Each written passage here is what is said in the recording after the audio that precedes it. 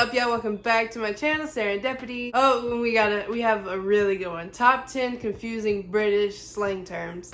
There is, like, just in the English language, and when I mean English, I mean English in England.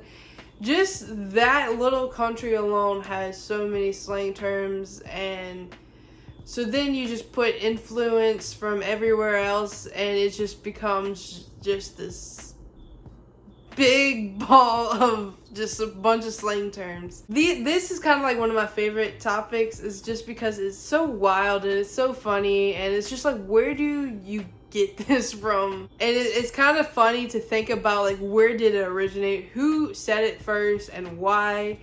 And like, I think that's so crazy in itself, is that like one person said something and then another person liked it and then ran with it, and then more people ran with it, and then it just became this slang term that everybody knows. I think that's like fascinating to think about, just because like, if that one person didn't think of it, you would not be saying it right now. So yeah, anyways, without further ado, let's get into this video. Number 10. Full of beans. Full of beans and spunk. Hearing this phrase, the first thought is that someone went to town on several cans of baked beans. Full of beans, I would think, like, you know, you're full of it. Like, you're a liar. Somebody's telling, like, an over-exaggerated story. Like, you're full of beans. Like, you're full of it. And is probably regretting their life choices. But in reality, it's unrelated to food. It actually means that someone is full of life and energetic. Why is he so full of beans? Like, wow, my nephew has been sprinting around the house. He's full of beans. At least in the UK. In the US, I wouldn't have thought of that. It means someone is lying or just talking nonsense. For example, Jeff said I've invested all my money into Beanie Babies. No, he's full of beans. Another phrase that includes food is taking the biscuit. This means to find something particularly annoying. Oh, this really takes the biscuit. Like, yeah, my neighbor plays the EastEnders. That's a funny one. That's tune all night. It really takes the biscuit. Number 9. Bob's your uncle. And quick as you can say, Bob's your uncle. We Brits have a habit of thrusting the name Bob into our slang, apparently. While this phrase sounds like a literal observation of family lineage, it's actually an expression when describing a task as simple. Like, you take 3 immediate lefts, the second exit on the roundabout, take the 9th right, do a U-turn, then Tokyo drift around the second left, and Bob's your uncle, you're there. Bob's your uncle. Okay? But how many people, like, right now say that? Is it like a more of an older term, or would you say that now?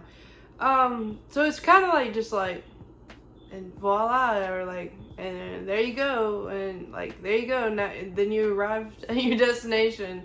It's like telling steps on how to do something, and then you like adding the period at the end of the sentence. It's kind of like, and there you go, and that's how you get there, that's how you do it, stuff like that. I guess this is what Bob your uncle is. This expression how many people actually say that though?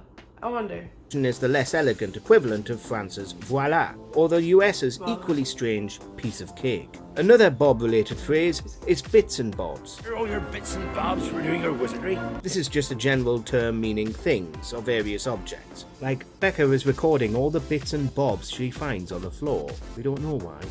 Number 8. Fancy. Fancy. I don't know, just like what he said with the piece of cake, kind of mean like it was simple, like it's, you know, it's as easy as taking a piece of cake, I guess, is where it comes from. Like, a task that you had to do was simple, it was easy. There's another one, I don't know if it's American slang, I don't think it is, I'm pretty sure it's just like a slang term, but it's like, you can also say, it's like stealing candy from a baby. Is saying the same thing as piece of cake, like it's easy. That was a very easy thing to do. It wasn't that hard. So you can either say, that's as easy as taking candy from a baby, or it was a piece of cake. Fancy a game? This is a word that really depends I forgot on its about context, this one. Everybody knows as it can about mean fancy. multiple different things. For starters, it can be used for something posh, expensive, or decorative. Like, that's a fancy molecule you have, but it can also mean wanting to do something. I fancy you.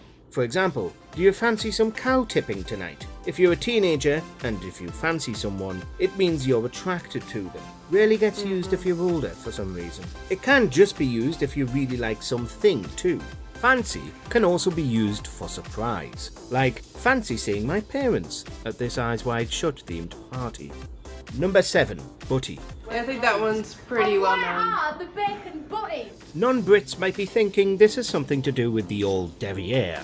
Nope. Instead, this is slang for sandwiches. Said to be a shortening for the phrase buttered sandwich, butty is used for all sorts of fillings. Chip butty, bacon butty, egg butty, and whatnot. Basically, if a sandwich contains one major ingredient, you say that, followed by butty. Bloody hell! My lunch was in that hat! Egg and chips with jam butties! Speaking of, the So, egg. So you really like Butties just sandwich, right? Is that what he's saying? Like an egg sandwich. You say an egg buddy. You know, like you're saying bacon. If it was you're eating a bacon sandwich, it's bacon buddy. phrase jam sandwich is also some fun slang. While it does have a literal meaning, it also refers to police cars. This reason stems from the design of the cop cars in the 70s that featured a white body and a strip of red down both sides, giving the impression of a red buried sandwich. Number 6, bee's knees. Also an alcoholic beverage that originated in France, this term is used by Brits when describing something delightful. Right, polite, aren't you the bee's knees? For example, the person that wrote this video is the bee's knees. The origin of the phrase is unclear. Some believe it has something to do with bees collecting pollen with their fluffy knees, while others think it has something to do with dancer Bee Jackson. You are the bee's knees. Another phrase that's confusing That's a weird one. and somewhat related is good egg. This is used as a compliment for someone who did well or Guess is the opposite generally of bad decent. egg, Like, I'm guessing. Mark always makes sure to pick up after his dog. He's a good egg. The phrase is said to be the opposite of bad egg, which is used to criticize someone. Number 5, getting pissed. Yeah, I This know one this one has too. nothing to do with urine in this context. No. Well, at least directly. Instead, it's related to one of the things that the UK is very good at, getting smashed. The drunker you are, the more pissed you get. Come on, let's get pissed and watch porn. Simple, really. The usage is said to have originated from as far back as Middle England. We can only assume the phrase comes from the more you drink, the more likely you'll need the toilet as your bladder fills up. Across the pond in the States, getting pissed can also refer to being angry. This can be confusing for UK and US people when the phrase is uttered, since the meaning is usually very different. Man walks into a bar with a giraffe. They just get pissed. The giraffe falls over. Number 4. I feel like I'm trying to think. I feel like this is the one thing because I know about this one. I feel like this might be one of those things that I hear it so much that I'm getting confused. I'm like, I feel like we've said it before. Don't we say it? I'm not sure. Anyway, it's not that confusing. I mean, just listen to the context of what's going on. You kind of Sod's figure law. that out. The word sod is usually used as a mild insult to someone, so to have a whole law for them sounds like it would be bad, and it is. Meaning if anything can go wrong, it will. This phrase has haunted British culture for centuries. Yeah, opening night. Sod's law. Sod's law would include situations like putting the washing out to dry and then it rains. Or taking the dog for a walk, you have an umbrella, it starts to rain, but the umbrella doesn't open. Or, for one not involving rain, you plan to watch all of Noel's house party on your holiday, but instead have a power cut. The US have their own term called Murphy's Law. Wish you were coming to hear me. I don't think I've ever heard of that. Murphy's Law. Number 3, Chuffed. I played 5 exes. Chuffed. 5! Hell, chuffed with that I was. Chuffed! This term can be used for anything from quite happy to really delighted, which is very typically British. For example, on the low expression side, I'm chuffed with this cup of tea. On the higher end, I'm chuffed with this cup of tea. Both examples have different serenity levels. The former means adequate, and the latter is really, really the best ever. So I'm happy about that. Yes. Sure. The slang is said to originate from the phrase puffed with fat, which is apparently a good thing. The word chuff can also be used as an innuendo for the backside and other areas. Speaking of, chuffed can Really? I also didn't know mean that. breaking wind. It's quite a versatile word. See, what you done today, you and Joey, you're chuffed up now. And so you should be, my splendid boy. Number 2, chavs. Whatever, weirdo.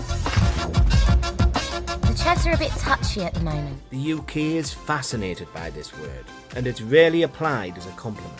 Instead, it's used as a label for lower working class youths with behavioural or social problems. Because if there's anything we Brits like more, it's making social class a bigger deal than it is. TV in the 2000s was filled with chav characters. I'm a chav! Vicky Pollard in Little Britain, Kelly in Misfits, Lee Nelson, and Lauren in The Catherine Tate Show. Often thought of as a modern invention, the word chav, or chav, has existed in the English language since at least 1860. Makes us wonder what the people that were given this label back then were like. Let us know your best theories below. Yeah. Who's gonna get us inside? You and your Chav, army? Number 1, give me a tinkle on the blower. While we refuse to believe that anyone has used this since the 1960s, this slang is certainly confusing. Number, should you wish to give me a tinkle? As tinkle can mean to urinate, which would make blower, well, we'll leave the rest to you. For those confused and concerned about this slang, it just means call me on my telephone. Some believe the phrase originated with sailors and a device for long-distance communication on a ship. Well, I'll give you a tinkle, shall I? Known as the speaking tube, a person would blow into it as the other end often had a cork that caused the tube to whistle, basically like a ringing telephone. The receiving sailor would remove the cork, allowing the speaker to, well, speak into the tube. The sound travels along the pipe to the now cork holder. Pretty nifty. Wow, well, definitely learned some new ones. I forgot, but I did know Chuffed, like getting pissed, it was a fancy. I feel like that's the most 3 just classic, just British slang that everybody knows. The most weird one was probably like either buddy or like Bub's your uncle. I mean, not really. Bub's your uncle. I feel like that's a very old like term. So that's why I kind of wanted to know if people really say that now. But yeah, I love learning about slang terms, and it's just like, especially like the older ones, I'm just like, I wonder what was going on that they had to, you know, make that, you know, a slang term. Especially just like some of the ones that I grew up on. I'm just like, who started that and like why? And I've always wanted to know. That type of stuff always like interests me, and I don't know, I just love learning about that type of stuff. But yeah, anyway, that's my reaction. I hope you enjoyed this video, and like always, there's more to come, and I'll see you in the next one.